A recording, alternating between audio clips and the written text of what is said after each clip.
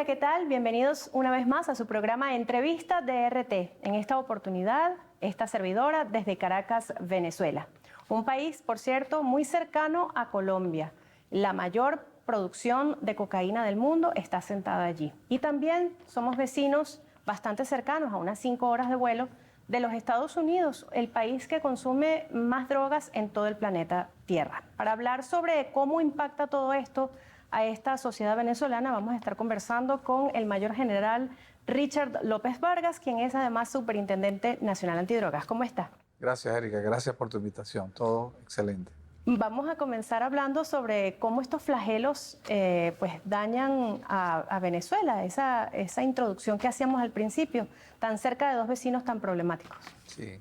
Bueno, en primer lugar, gracias por tu invitación y para nuestra Superintendencia Nacional Antidrogas es motivo de celebrar este tipo de espacios, estas ventanas, estas invitaciones porque representan para nosotros un punto importante en materia de difusión. Es mucho el trabajo, es muchas las actividades que nosotros llevamos a cabo, pero también es importante para nosotros la difusión, de manera que te agradezco esta invitación. Bienvenido. El tema de Estados Unidos, Colombia, uno de los principales productores de droga del mundo, uno de los principales consumidores de droga del mundo, oferta y demanda, como se conoce en el argot antinarcótico. Es un tema histórico y geográfico. Histórico porque son muchos años que nosotros tenemos enfrentando este fenómeno, asegurando nuestra sociedad, y geográfico por nuestra posición, comenzando por el vecino, que nació con nosotros ahí al lado, ¿verdad? Un vecino que tiene esa producción ilícita en incremento anual, y ese mismo incremento y esa misma situación ha originado que Venezuela históricamente haya tenido que mantener políticas públicas, sociales, policiales, de inteligencia, de información, adaptadas a cada uno de estos fenómenos una vez que estos vayan creciendo. El tema de Colombia y Estados Unidos, bueno, ellos también tienen esa cercanía que les permite al productor llevar con mayor facilidad el producto, valga la redundancia, al consumidor. ¿Y cómo se ha visto alguna mejoría de alguna manera con esta presencia de oficiales militares estadounidenses en las bases militares colombianas? ¿Cómo lo ve Venezuela? Sí, cómo lo ve el mundo, ¿no? Venezuela y el mundo, cómo vemos esta ironía de una instalación, de una plataforma militar, una plataforma logística bastante grande, cuantiosa, de muchos movimientos, pero que por lo contrario lo que ha dado en resultados evaluados por las instituciones internacionales es el incremento.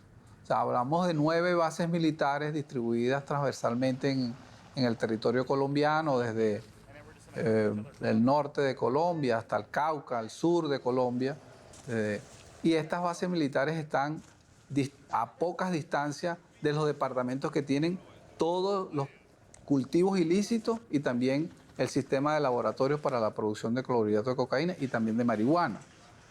¿Qué pudiéramos haber esperado el mundo y Venezuela de esto? Bueno, que eso tuviera una reducción, caso contrario que no lo es. Anualmente nosotros lo que hemos observado y apreciado de acuerdo a los resultados es un incremento exponencial. Es decir, cada vez que se haya más presencia norteamericana, la producción aumenta. Y es un caso similar al de Afganistán, que más o menos es muy parecido. Una vez que se instalaran Estados Unidos en Afganistán, el crecimiento de producción del opio ya sobrepasa las cantidades y las medidas que la sociedad estaba en expectativa del ¿Y cómo se crecimiento. explica esa paradoja? Bueno, nosotros no vamos a hablar directamente de la producción a la que ellos se refieren, sino si hablamos nosotros de la ironía de que estando una presencia militar, una seguridad, unos supuestos planes en materia de seguridad social y en materia de seguridad propiamente dicha de la ciudadanía, haya un crecimiento. Bueno, y esa respuesta nos lleva un poco a la decisión del presidente Hugo Chávez en el año 2005 de sacar a la DEA de Venezuela. Él alegaba y argumentaba que la producción, o más bien el tránsito a través de Venezuela, aumentaba con la presencia de la DEA aquí. Y también decía que buscaban convertir a la DEA en un brazo armado en contra de su gobierno. Tantos años después, ¿Cómo usted observa esa medida que tomó Chávez en su momento? Sí, una medida para nosotros, una de las medidas más puntuales, precisas, en beneficio de nuestro país, por cuanto quedó en evidencia, estamos hablando del año 2004, quedó en evidencia una vez que se mantuvieran todas las operaciones, pero ya autóctonas, ya con una actividad policial genuina, tropicalizada, venezolana, Soberana. propia, soberana, sin ninguna injerencia extranjera, pero sobre todo con los protocolos de actuación que se venían dando con la DEA. Hablo de que del año 2004 teníamos una incautación anual aproximadamente de 43 toneladas y inmediatamente en el año 2005, una vez que se rompieran relaciones institucionales con la DEA, alcanzamos 77 toneladas, casi el doble. Igualmente se dio con el caso de las detenciones. Nosotros en Venezuela tenemos una matriz, una comprobación de matriz de investigación policial, que no es otra cosa sino que mostrar las evidencias una vez que se hace la investigación. Del principio al fin, no tiene un techo. No hay un techo. El comandante en jefe Nicolás Maduro y la actual ministra del Poder Popular para Interior, Justicia y Paz, mi almirante Carmen Meléndez, hemos trabajado en muchas mesas de reuniones donde establecemos que no es la incautación, es el procedimiento de investigación que se sigue para poder desarticular las estructuras delictivas que se dediquen a ello. Claro. Porque con la incautación no se logra en un 100% acabar con el tráfico. Y en materia de detenciones, entonces, ¿qué se ha logrado? Bueno, también tiene que ver con el caso de la ruptura institucional con la DEA, la separación. Antes tenemos un antes DEA y un post DEA, antes y después de la DEA. Antes de la DEA hablábamos de los 43 toneladas versus las 77, correcto, inmediatamente el año siguiente. Sí. E igualmente las detenciones. No se había hecho una detención hasta ese año de los cabecillas de estas organizaciones delictivas. Yo digo cabecillas y quiero aclararlo porque no le doy el título de líder, no le puedo dar un título de jefe porque realmente para nosotros en nuestro vocabulario eso no existe. Entiendo. Son cabecillas de organizaciones delictivas, son criminales que tienen cierta jerarquía dentro de una organización criminal, pero que sí se mueven o se movían, intentan moverse también a nivel mundial para poder tener todos esos flujos logísticos y el intento de utilizar las rutas aérea, marítima, terrestre. En el caso de Venezuela se practicaron inmediatamente en ese año aproximadamente unos 14, 15 detenciones, pero a la fecha llevamos 161 detenciones de cabecillas que sí manejaban una estructura, cada una entre 40, 50, 28, 30 integrantes, ¿sí?, de flujos logísticos, de legitimación de capitales, del caso del tema de las rutas. Eso es que, bueno, la comprobación de la matriz de investigación que nos lleva a nosotros permanentemente en 1 o 2 años a llevar a la luz pública. Aquí está todo el resultado de una investigación policial con la incautación, pero a su vez con la desarticulación de la organización. Y sin embargo, a Venezuela se le acusa de ser un Estado narcocomplaciente, sobre todo desde Colombia y desde Estados Unidos. Casualmente los mismos países que tienen esta problemática tan fuerte, ¿no?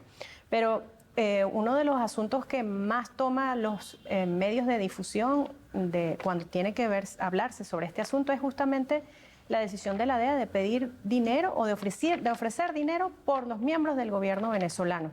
Yo quisiera que usted nos dijera cómo observa la Superintendencia Nacional Antidrogas esta decisión de ofrecer dinero por información que lleve a la captura e incluso condena de los miembros del gobierno bolivariano. Bueno, ellos tienen que llegar a ese nivel. Cuando nosotros hablamos de falsos positivos, que es una de las herramientas principales que ellos utilizan, estos falsos positivos cada día los van, digamos, dándole mayor jerarquización. ¿A qué me refiero? Bueno, a tratar de señalar a las máximas autoridades de la revolución, porque es lo que vende más mediáticamente la información a las que ellos están tratando de engañar a la colectividad y a la comunidad internacional. Es una medida de distracción. Es una medida de distracción contra uno de los países que tiene las medidas de materia contra drogas más efectivas del mundo. O sea, nosotros estamos hablando de unos márgenes de 70, 60, 80 toneladas anuales con desarticulación de estructuras, dejamos mucho en evidencia cada vez que se logra una investigación de este tipo bien precisa, bien puntual, bien quirúrgica. Y bueno, hay la necesidad, es una necesidad, entre otras, se ven afectados, se ve afectado el consumidor, se ve afectado el que la produce, pero también se ven afectados ellos desde el punto de vista económico y también tienen un poder mediático internacional que permite que ellos utilicen esas vías para distraer. Es lo que nosotros también en este área llamamos la fachada, ¿no? Son fachadas mediáticas, fachadas publicitarias, haciéndolas ver, tratando de instalarlas en la comunidad internacional, y con eso entonces hay una medida de distracción. Para efectos del mundo, nosotros también tenemos nuestras herramientas de trabajo. ¿Cuáles son? La comprobación de las matrices de investigación. ¿Hay alguna relación entre esa solicitud o esa oferta de dinero por parte de la DEA, de los miembros del gobierno venezolano, con el sistema político que hay en el país? Es decir, el socialismo bolivariano del siglo XXI que le llamaba Chávez. Sí, bueno, porque se dieron fe precisamente en esta fecha donde nuestras autoridades revolucionarias están a la cabeza de las instituciones, quienes han hecho mayor frente a todos estos fenómenos de injusticia hacia nuestro país, en cada uno de las carteras, de los ministerios que han tenido la responsabilidad de llevarlos adelante. Hacia esas autoridades es que se han señalado estas sanciones. Vamos a hablar también de los números suyos. Usted asumió este organismo en el mes de febrero. Sí. ¿Qué puede decirnos al respecto? Bueno, llevamos hasta la fecha, estamos superando en un 47% las incautaciones de drogas ilícitas con respecto al año pasado, a esta misma fecha.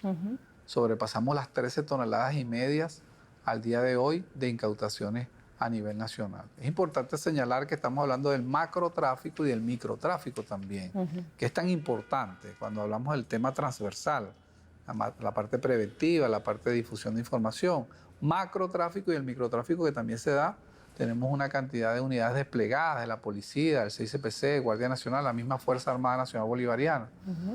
Y desde aquí, como ente rector, evaluando, haciendo la observación, el monitoreo, principalmente fronterizo, suministrando la información a tiempo, compartiendo esa información con todos los organismos, que hoy día tenemos una muy buena relación interpolicial y ha dado estos excelentes resultados a la fecha. Hablando de esa relación entre cuerpos de seguridad, no podíamos dejar de preguntarle sobre la situación del estado Apure, fronterizo con el estado colombiano. Pues lamentablemente se presentaron unos enfrentamientos allí que derivaron en la muerte de algunos funcionarios efectivos de la Fuerza Armada Nacional Bolivariana. ¿Qué fue lo que se consiguió allí? Un poco para explicar desde el punto de vista de Venezuela lo que ha sucedido en las últimas semanas. Sí, es importante señalar que todo lo que es el margen fronterizo con Colombia no es exclusivamente Apure. Hemos tenido inconvenientes de este tipo. Es de acuerdo también a la topografía. De acuerdo a la topografía, entonces los delitos en Colombia intentan una proyección hacia Venezuela. Vale decir, comenzando desde la Guajira colombiana, con las trazas marítimas que de ahí se lanzan para intentar sacar la droga vía marítima, ¿no?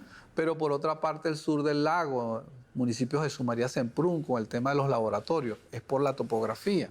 El tema del Táchira, la permeabilidad que hay entre las fronteras. Entiendo. Y el tema de Apure, que es una de las zonas donde el propio Observatorio de Drogas colombiano señalaba en estos días algo más de 1000 y tantos laboratorios que funcionan en todo ese margen fronterizo del lado colombiano.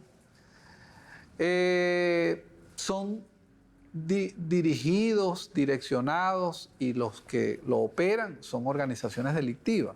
Pero al ser ese número tan elevado, se generan una cantidad de conflictos internos, de espacio, de pugnas para el propio tráfico, para la producción, para intentar también apoderarse de algunas de las instituciones que ellos tienen de aquel lado y hacer los negocios. Y toda esa generación de violencia que es interna, pugnas internas, tiene una proyección de inseguridad hacia nuestro país. ¿Ese eco afecta a la sociedad venezolana? Directamente. ¿De qué manera? Quería adelantarte que el tema de la proyección es una de las razones por las que, no por mera casualidad, el Comando Estratégico Operacional colocara el nombre de escudo bolivariano a la operación que se lleva allí, porque es un muro de contención para lo que me preguntaba, para la protección inicial de nuestra población. del tráfico. Es la proyección de nuestra población, de la sociedad y de la sociedad colombiana. Porque cuando nosotros hablamos de grupo delictivo nos estamos refiriendo a quienes se dedican a ello, pero tanto la población venezolana como la colombiana son las víctimas de todas estas violencias que se generan de esos grupos.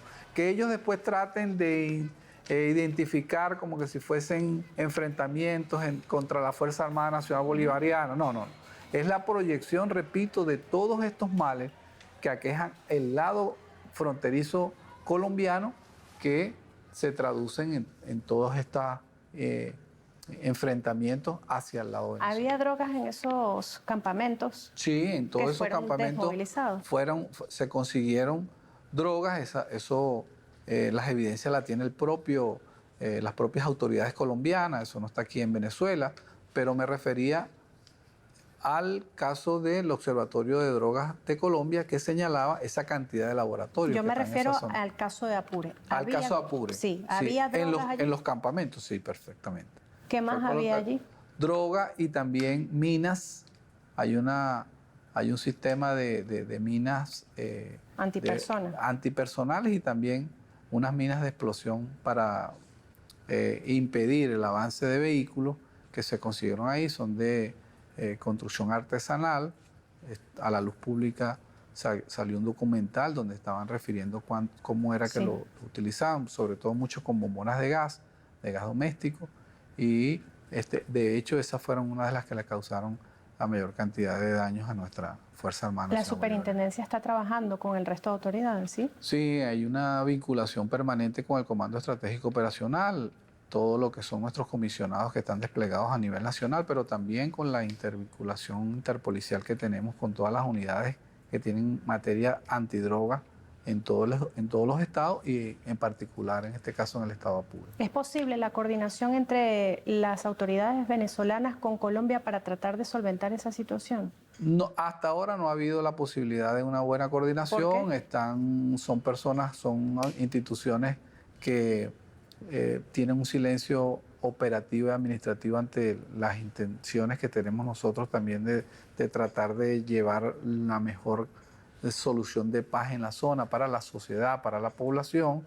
No hemos tenido un intercambio de información, no hay alguien interesado lo hemos señalado, lo hemos manifestado en más de una oportunidad y en el mismo margen fronterizo de alguna autoridad colombiana que se presente, que aborde, que intente un intercambio de información para tratar de solucionar el problema. En absoluto no ha habido ninguna Probable que eso tenga que ver también con la decisión del gobierno de Iván Duque de no reconocer al gobierno del presidente Nicolás Maduro. Precisamente, sí. Una de las razones que nosotros consideramos es esa, no querer establecer comunicación con las autoridades legalmente establecidas en el Estado, pero que para ellos no son las que reconocen. No quería perder la oportunidad tampoco de preguntarle sobre el ámbito de la formación. Para nadie es un secreto que muchos canales venezolanos pretendieron aquí transmitir todos aquellos antivalores de las llamadas narconovelas, para que tuvieran, no sé, digamos, un impacto acá en la sociedad venezolana. ¿Qué hace la ONA para ese aspecto, el formativo, el de la educación, el de la cultura? Sí, la Superintendencia Nacional Antidroga más lo que hace es un apoyo, un aporte en materia de prevención y en materia de orientación y atención al intento del consumo a nivel nacional.